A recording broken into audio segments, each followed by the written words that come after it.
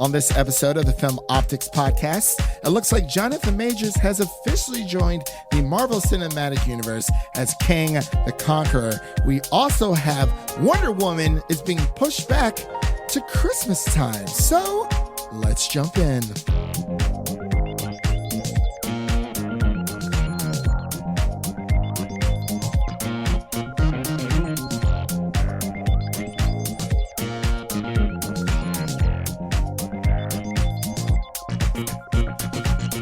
Hello, everyone, and welcome back to Film Optix, brought to you by the Drive-In Podcast Network, where we bring you the headline hot takes of entertainment news. I'm your host, Christian, and today, as always, each and every single week, we are here to talk about the world of film, video games, TV, pop culture-related goodness, and all that good stuff. But mainly film and TV today. We're going to be splitting our gaming stuff up into a different podcast, which I'll talk about later on. But as always, I'm joined by my good friend and my co-host, Devin. Have you secured yourself a PlayStation 5? It's just the 24-hour period of pre-orders. What is happening? Why is everything coming out for pre-order? Yeah, and the graphics card, the RTX graphics cards from NVIDIA as well, which the bots just, took over. Snatched them up. And on a smaller scale, they announced the Oculus Quest 2. Oh. Went on pre-order. Oh, there we go. Oh, got it out. There we go. He was like, the Oculus Quest 2. No, it's fine. It's happening. I had to pre-order that yesterday. Oh, really? How much is that going for? $300. They lowered the price. Did they really? That's not bad at all. I like that. Maybe I'll get VR for my PlayStation. Maybe not. I don't know. But yeah, it seems that everything just decides to come out today. It's just, it's a mess, man. It's terrible stuff. But I got my PS5. Never thought I would think. No 3080 in sight for me, or anybody. Yeah, or anyone, honestly. Yeah, because I don't think I'm definitely going to hold off on that for now. But if it wasn't, shout out to my friend Zach Pope, by the way. Check out his YouTube channel. He does has some amazing content over there. He actually reached out. He has a buddy who works out in California at a GameStop, and he had messaged me. He's like, GameStop literally just opened up pre-orders. He was like, get your ass to the store. Ran out that door so fast. Oh, you did it in store. Interesting. Yeah, in store. Who would have thought? Going to a store, as much crap as GameStop gets, they are still useful. Because even if I would have waited, there's no way I would have gotten one. Well, at least the first wave, because they said they are going to be making more, which I assumed. But I mean, I'm a day one person, so. But yeah, shout out to Zach Pope. Thank you so much, man. Literally, if it was not for your help, I would not have been able to pre-order my PlayStation 5. So, thank you again. I'm gonna give him another shout out when we do our gaming podcast. But let's get to the news, Devin. But actually, before we begin today's podcast, you can listen to this podcast on Apple Podcasts, Spotify, Stitcher, Google Play, Red Circle, TuneIn, iHeart and we're on Apple Music, baby. Ooh. And MySpace. I'm sorry, not Apple Music, Amazon Music. We're on Facebook. And MySpace. And Google+. But yes, we are on Amazon Music as of yesterday. So that's a lot of fun. I believe we also signed up for, I think Audible is doing their own little podcast thing as well. So that'll be pretty cool. So yes. One more step closer to Sirius XM Radio. We're going to get there, Devin, one day, hopefully. But you can also follow us on Twitter and Instagram at Film Optix. That is Optix with an X. So, as I said before, we're not doing any video game news today. We're going to do a separate podcast for that. We have some amazing special guests coming onto the show that we will be recording on Sunday, probably pumping that out on that Monday. So it's only going to be comic book news and just film and TV news today. But you want to take this first bit of comic book news, Devin? Doom Patrol. Ooh. Season 3 confirmed. Very excited. Did you finish season 2 yet? I have not started it yet. Oh, it's very, very good. And honestly, I feel like I liked season 1, but I do feel like it was a bit too long. I guess I'm just more conditioned to, having shows be around 10, maybe 11 episodes. But I think Doom Patrol season 1 is like 15? 15, yeah. And they're all like an hour long, so it definitely feels like a little bit longer. But season 2, I believe the first 9 episodes are up on HBO Max, and I believe the season finale will, quote unquote, will start off season 3. So that news was dropped during DC Fandom was it last weekend? I think it was last weekend. I believe so. I'm like getting all my days mixed up. Anyway, so you excited for that? Yeah, once I finally get through season 2. Just so many shows to watch right now. There really is. Yes. Yes. And we have Monsterland to watch as well. I just got caught up in Lovecraft Country today. Oh, did you really? Yeah. Oh, episode 6 is coming out this weekend. So yeah. I can finally, I think actually HBO Max emailed me with episode 6, but I think I'm just going to watch it with the rest of the world from here on out because I've already seen episodes 1 through 5, but I'm very excited for that. And really quick, Raised by Wolves, if anyone out there hasn't checked it out, if you're a big sci-fi person, it's amazing, and it actually just got picked up for a second season, so that's pretty cool. It's on the list. It is. It's good stuff. Well, see, you got to watch Raised by Wolves, and I got to watch Euphoria. Yeah. So there we go. What this next bit of news here, also from DC Fandom, we have Young Justice. The DC animated series gets a new title for season 4, and I believe it is called Justice League Phantoms. I'm very, very excited for this. I've always liked the show. Season 3 was a bit rocky. It was all right, but I'm still here for it. I think I actually have the first 2 seasons on Blu-ray, and this is one of the shows that will be moving over to HBO Max. I don't think that seasons 1 through 3 are on HBO Max as of right now, but I believe will be coming very, very soon. So wanted to give Young Justice a little shout out for that. But Devin, we got some disturbing news. It's not Wonder Woman 1984. I don't think she's feeling very wonderful right now. She got pushed back another release date. A classic Christmas movie for years to come. Gather around the fire with your family and watch Wonder Woman 1984. Yeah, and Dune every Christmas. And Dune apparently still is keeping that December release date. So yeah, Wonder Woman. It's like how Shazam was a Christmas movie, but they released it during summer, and now they're releasing this on but Christmas. It's a summer movie. It's just not a Christmas movie. Yeah. Warner Brothers needs to get with the program here a little bit. Or maybe, I don't know, they just can't tell the difference between the seasons anymore. Because we're in quarantine. This is like the 6th time that Wonder Woman 1984 has been pushed back. But yes, it's supposed to come out on Christmas. I'm all for going to the movies on Christmas. So I might maybe check it out. It'd be a lot of fun. There won't be any good theaters to go to in Ohio or in our area. Listen, there's the ArcLight over by Orange. That's not AMC. Yeah, you're right. I mean, we got parents, right? They'll pay for us, right? Yeah.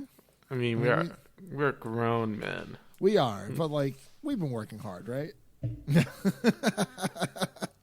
It's like, hey, you might know just what? have to boof it up in the Solon Theater. Yeah, probably. Oh, man, unless we go to the one out in Cleveland. But it's slightly better, but not much. I don't know about that. Then Wonder Woman, you might have to wait until the Blu-ray release. No, I'm just kidding. We'll probably go see it.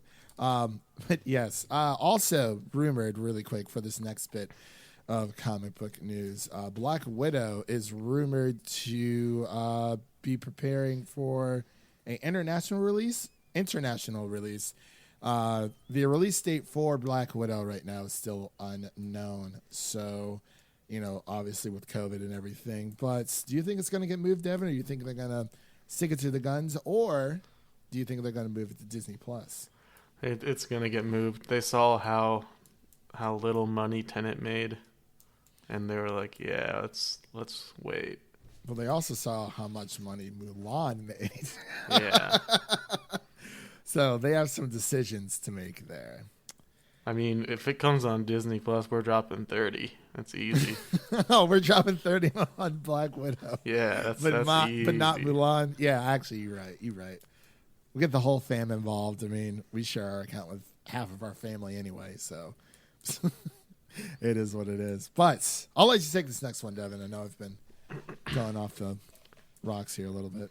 Chris Hemsworth, the god of thunder himself, has confirmed that he will not leave the MCU after Thor: Love and Thunder. And he is quoted in saying, "It is definitely not a film that I say goodbye to this brand. At least I hope so." You're safe, Chris. Don't worry. Yeah. You're not going anywhere. I mean, I don't know what other movies he's been making besides Extraction. Tyler Rake. Oh, what else was he in? Men in Black. That's what it was. Yeah. He wasn't like terrible, but I mean, like I'm glad to keep him in, as Thor. But I would like to see him in other, or better roles, if that makes any sense. Because all I know is Taika saved his MCU career. So yeah, he's still rolling. So I mean, I feel like even like Marvel feels like we kind of screwed the pooch with Thor, especially with the first two movies. So it's like, after his Thor Ragnarok and him being super popular after that, especially, with Endgame and whatnot, I feel like we can get at least like another movie out of him. And, maybe he can do like some nice little cameo appearances or something like that. I don't know. But yeah, we just got him, so I'm not going to count the first two movies. He's only had a few movies. Yeah, so I feel like I wouldn't necessarily, I guess you could kind of say it's a do-over, but not really. But we'll just have to wait and see. But, both very excited that Chris Hemsworth is not going anywhere. Speaking of excitement, oh boy. We got Jonathan Majors joins the Marvel Cinematic Universe. They scooped him right up. Really, they really did. He's in a major role in the next Ant-Man movie as Kang the Conqueror. I don't know how that's going to fit with Ant-Man, but he seems to be the key to all of this. I have a feeling it's going to be like in the first Avengers, how Thanos was the end credit scene. I think it's just going to be like that. He's going to be the next major villain, overarching. Instead of Galactus. I kind of like that. I feel like he could be, I feel it. And of course, he is now making his run on Lovecraft Country, the HBO hit series. So if you haven't checked that out, we very, very much highly recommend it because it's amazing. And I feel like this is only the start. We got episode 6 coming out this Sunday, so that will be a treat to watch. But it's also very interesting casting in general because Kang the Conqueror is actually known to be a descendant of Reed Richards, so we might be getting an African American Reed Richards. Ooh, maybe get the casting going. That would be pretty cool. Yeah, I'm really interested to see how. This could tie into the Fantastic Four for sure. Yeah, so. That's what everyone's thinking. That's how they're gonna bring those four. I don't know how else they would do it, but I mean, if they do, I'm all ears. 100%. Still haven't seen the last one. Can't do it. Oh, the Fan Four stick. That's right. Ugh, I haven't seen it. Isn't it on Disney Plus? Either that or HBO. I think it is on HBO. I don't know. Who cares? We're not going to watch it. So, anyway, we got some James Gunn and Kevin Feige news. You want to take this one away? Yeah, it looks like James Gunn had Kevin Feige visit him on the set of Suicide Squad, and it upset a large portion of very dumb people on Twitter.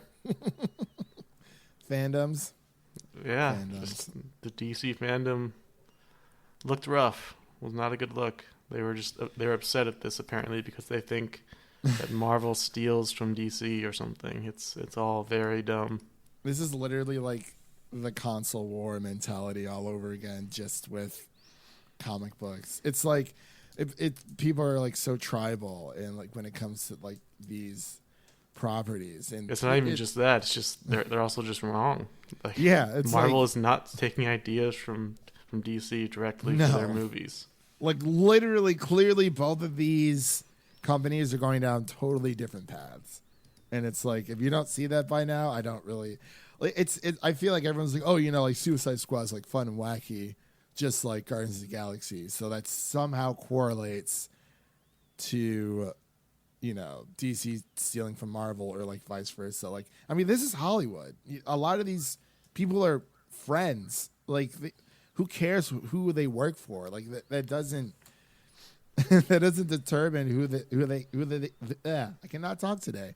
Who they can hang out with. It's just I'm getting all flustered just thinking about it. So let's move on to our next bit of news. Actually, Devin, we had a little bit of breaking news that you kind of broke right before the podcast. We have a She-Hulk, Devin. An Alison Brie type. An Alison Brie type that isn't Alison Brie. But yes, we have a She-Hulk. Disney Plus series cast Tatiana Maslany. I cannot. Wow, I really can't talk today. Maslany. Yes, I think. I've never heard of this person, but neither have I. Everyone on Twitter seems to be excited. They've seen her in some shows in the past, and she seems to be a strong actress. Yeah, she looks.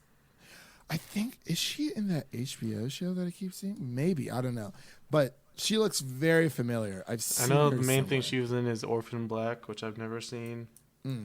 She's in Perry Mason. That's the HBO show she's in currently. That's what it is. Yeah. I was going to say, I've definitely seen her somewhere. Well, yeah, congratulations, Tatiana, on becoming She-Hulk. So that'll be a lot of fun. Good stuff. It's glad to hear a lot of stuff from Marvel. We actually have a lot of Marvel news today, if not all of our comic book news. Yeah, I think it's interesting how they choose to release their news sometimes, because they released the Kang news pretty abruptly after, I don't know if you saw the Chris Evans leak, but... Okay, I heard about Chris Evans leak, but I did not seek out the leak. I may have done a quick search just to see what all the hype was about. I see. Yeah. And good for him. That's all I'll say. Good for him. But like, I love it how he spun it around as like, yeah, go vote. Yeah, might as well.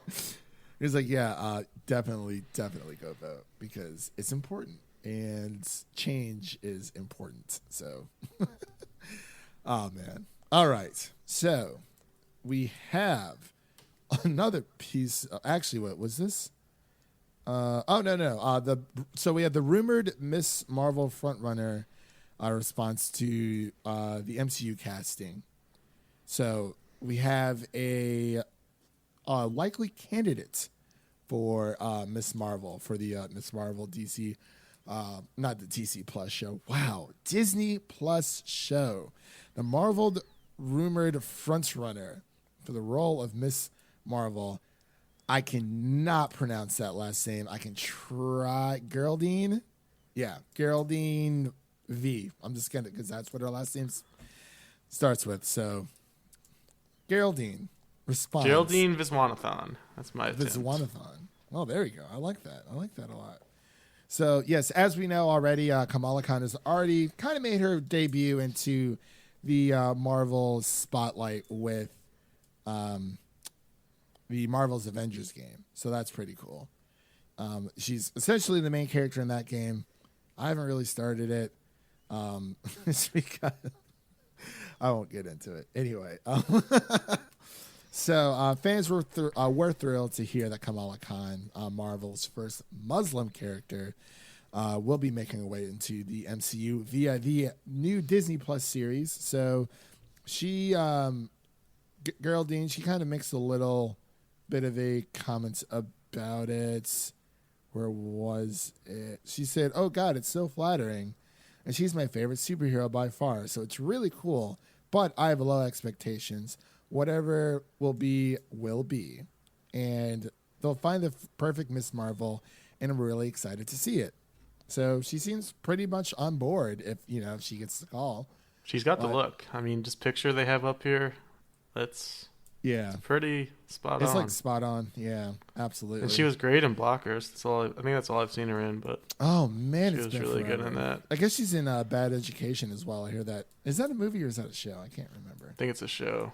I hear it's very good, but we got enough shows to watch. So anyway, you want to take stop making shows. We have enough. We really do. we have between that and PlayStation 5's coming out. I'm gaming on that. This is so much to do. So much to do. Anyway, do you want to take this next bit of, I guess it's rumored news. Olivia Wilde may have accidentally confirmed that Kevin Feige is involved in her Spider-Woman movie. Shocker. But like he's involved in their other Spider-Man properties. Yeah. Which is good because they would be asked without it. Yeah. More than likely. I mean, based on the past couple of entries. Yeah. I mean, Venom 2 is, I don't know. We'll have to see. And Morbius, I'm just not, I can't say I'm excited for them. I mean, will I watch them? Yeah, I'm going to watch them. But, man, sometimes. But yes, as we know, Olivia Wilde is directing a Marvel movie for Sony, and all signs indicate that it is to be Spider-Woman, even though it could be Silk or Spider-Gwen as well. So let's not rule those heroes out as well. But it looks like, everything that's been happening with Sony and Marvel, this never seems to end. But she quotes through Entertainment Weekly by saying, all I can say is that this is by far the most, this is from Olivia Wilde. All I can say is this is by far the most exciting thing that has happened to me, because not only do I get to tell a story that ... listen to me trying to avoid Kevin Feige's pellet gun. Wilde said in a interview at Entertainment Weekly. So I guess there is more of a full quote, but I won't get into that too much. But I think it's safe to say, we're both very excited for this, and very hopefully we get to see it soon. Do you think it'll release on VOD or wait? Actually, no. Sony already said that they're not releasing any other movies. It also hasn't even started yet. That is very true. I will lose my mind if Hayley Williams is like if it's Spider-Gwen and if it's Hayley Williams, I will lose my mind. Like 100%. Like the singer? Yeah. I mean, not Hayley Williams. Sorry, Haley Steinfeld. Wow. Oh, I was gonna say. Told you, man. I'm losing my marbles. Acting. I'm losing my marbles today. Yeah, she can be a Kate Bishop and Spider-Gwen. Sure, why not? I don't see why. I mean, the universes aren't connected, so. I mean, like they are, but they aren't. So it's like anything can happen. I don't see why not. Any hooser, man. Going back to a little bit of She-Hulk news. She-Hulk is set for production in early 2021. So, yeah. Also, really quick, I noticed we actually didn't put this in here, but if you saw the new Disney Plus fall montage, we're getting, drum roll please, WandaVision. This year. This year. Thank the Lord. We some really Mando. need it. We can watch Disney Plus again, Devin. We can dust it off. Yeah, it's been a while.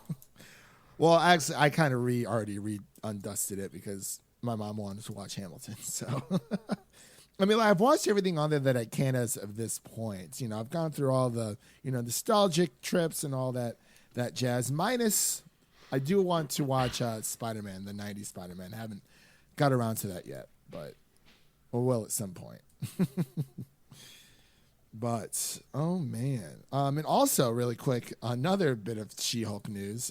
We also have a director for She-Hulk, so it's definitely coming together here.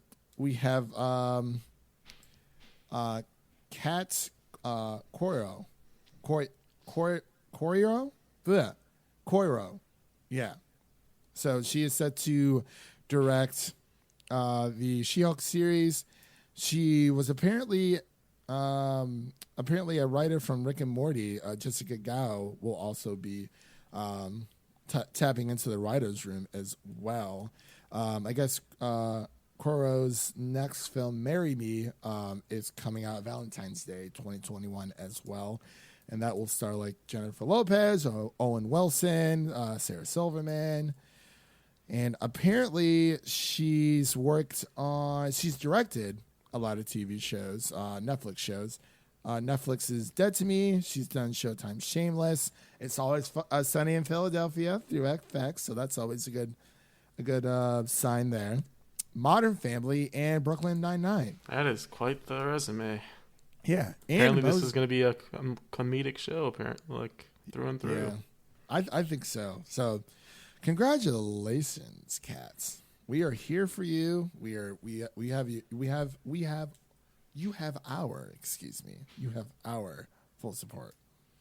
Man, it's gonna be like a pitch editing this thing. I might just leave half of it in, but I've been stuttering all day, man. I don't know what's going on.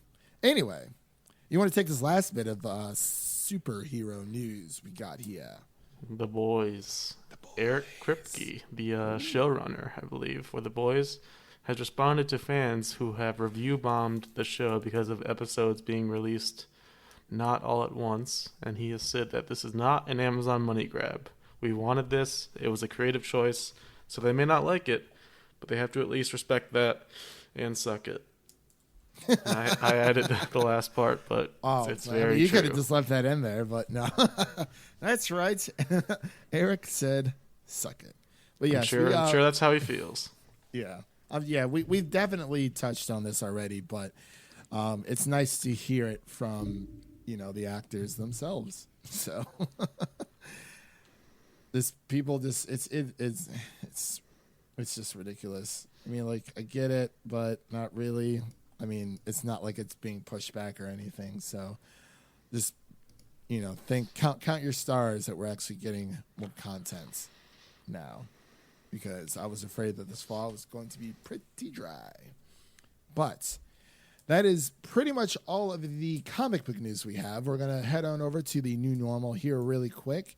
Starting off, this kind of like a blended, nice little transitional story piece. Black Widow eyes a new release date, and it looks like Soul may move to Disney Plus.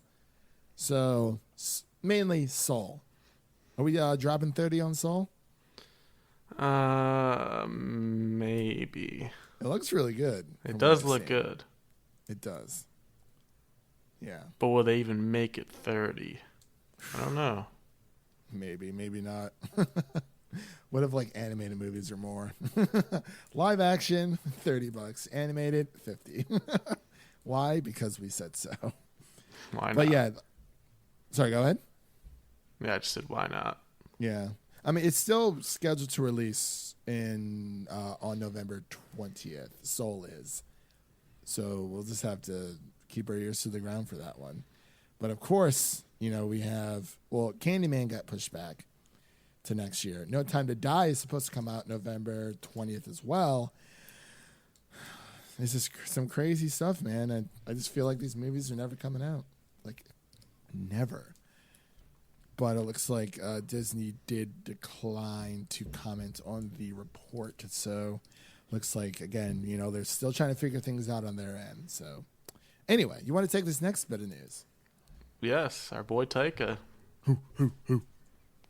He has a new period comedy titled Our Flag Means Death. It's going to be coming out on HBO Max. Hey, that's what I'm talking about. And it's a series, not a movie. It's interesting. Let's see. A series concept like this jumps off the page and you can instantly envision every moment, says the head of originals at HBO Max. Sounds exciting. Sarah Aubrey. Yeah, it does sound pretty exciting. An episode count for the period comedy has not been determined yet. So, in addition to the helming plot, Waititi will be an exec producer alongside the series And I guess we should mention the series is based around a pampered aristocrat who abandons his life of privilege to become a pirate. Interesting. Yes. I'm actually very, very excited. Hopefully Taika will be this pirate. Yeah. It's going to be good stuff. I mean, with HBO Max has been pumping out a lot of stuff, and we got Our Flags Mean Death.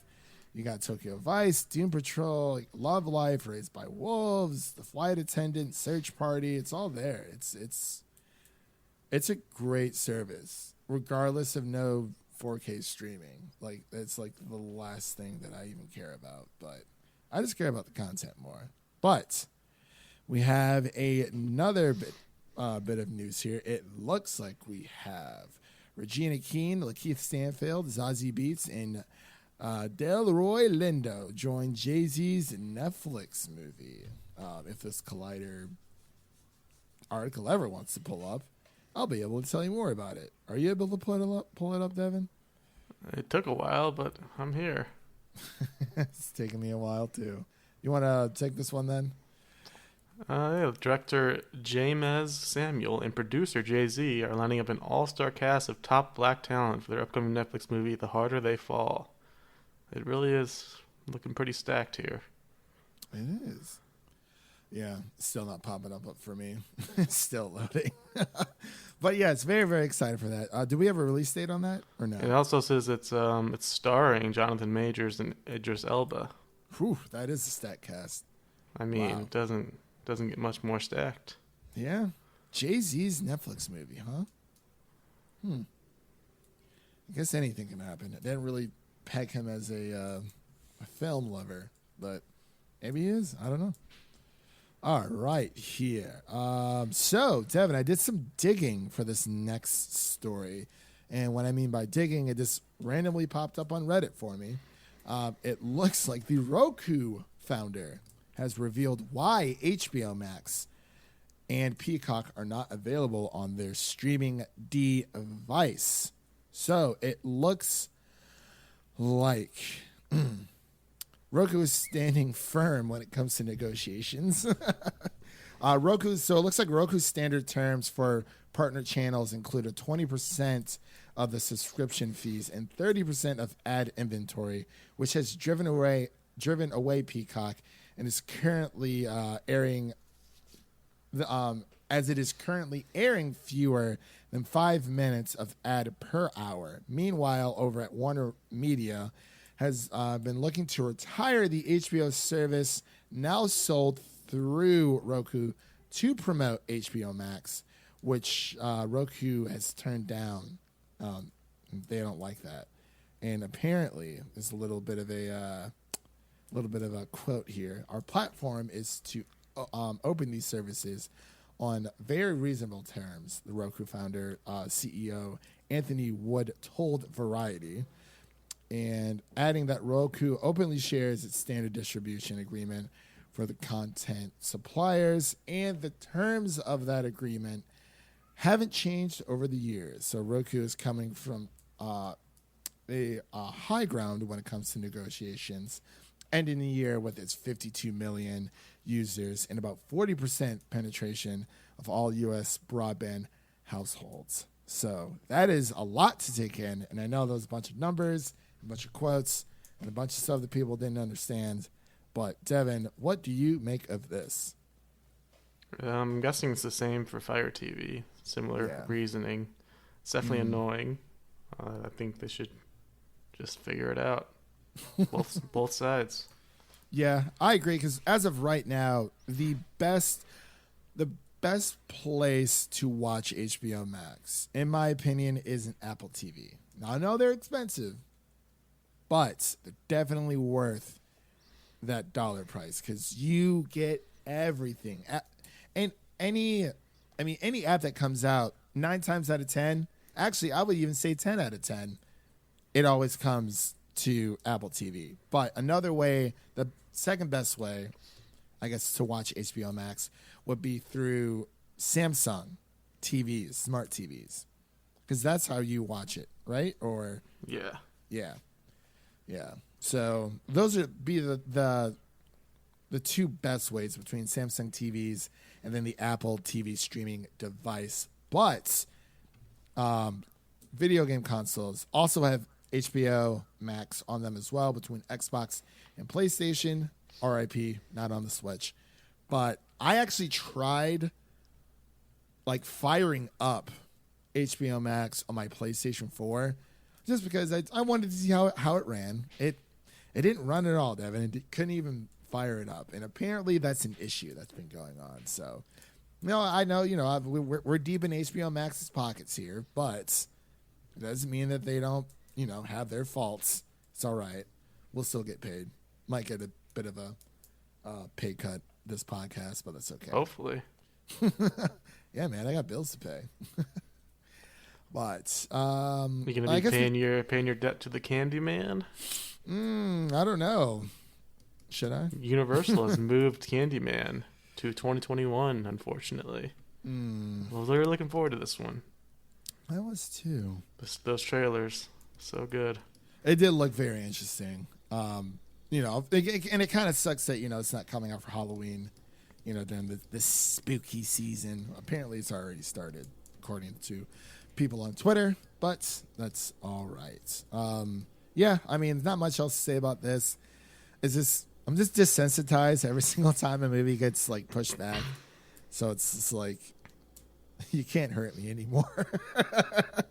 Now that like New Mutants is finally out, it's like you can't hurt me anymore. It is what it is. My walls are up. I'm ready for these delays. Yeah, it's just like just another delay. It's whatever. At least we have video games, I guess.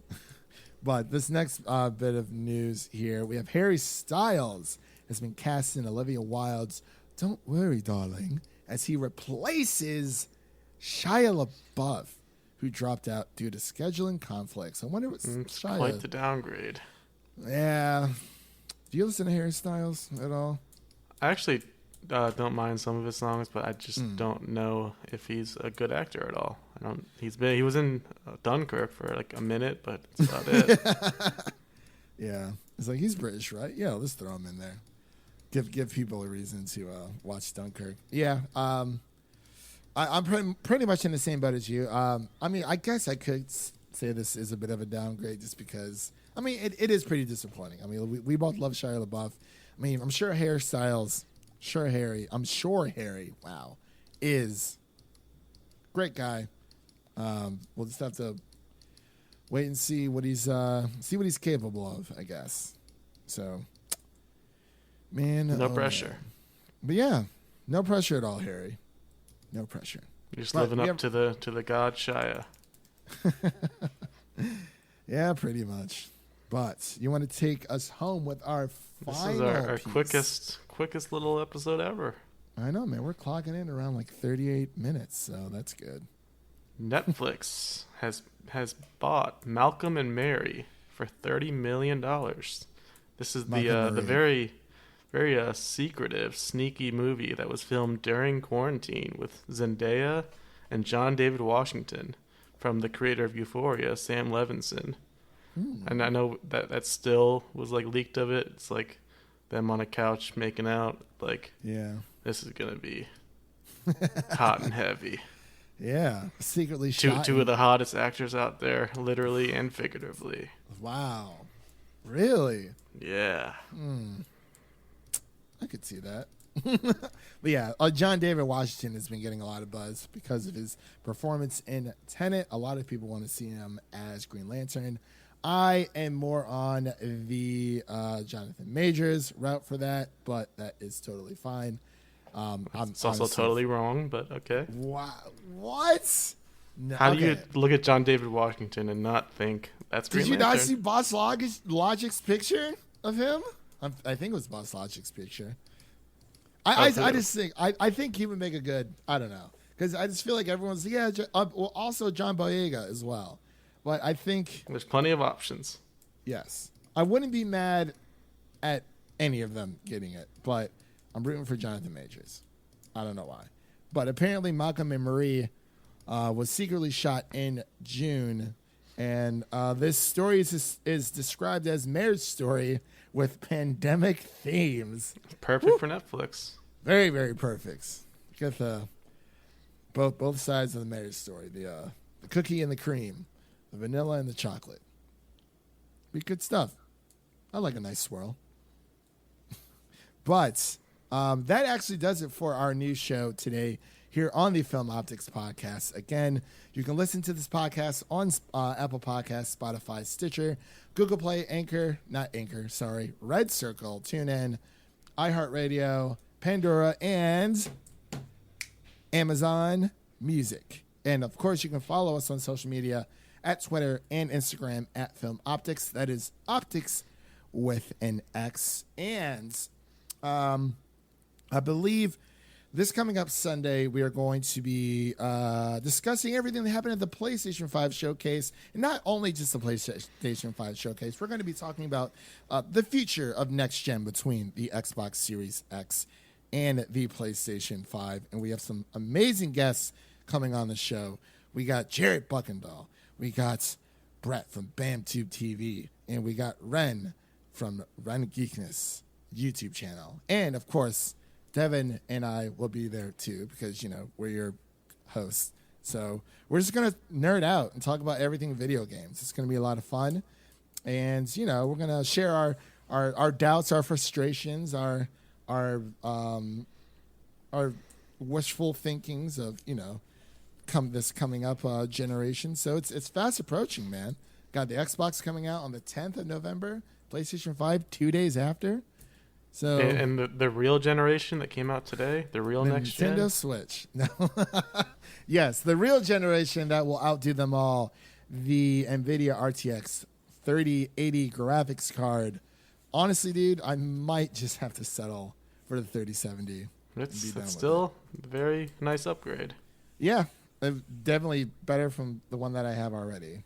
But yes, we will be keep a lookout for that. I believe we're going to pump that out on Monday. And also, coming up on the 24th is going to be our embargo review of Hulu's latest, the intro into their spooky season, I would say, Monsterland. So that is about 8 episodes, more of like an anthology series, different stories each episode. Haven't really seen any connections thus far. I'm only on episode 3, but I like it a lot.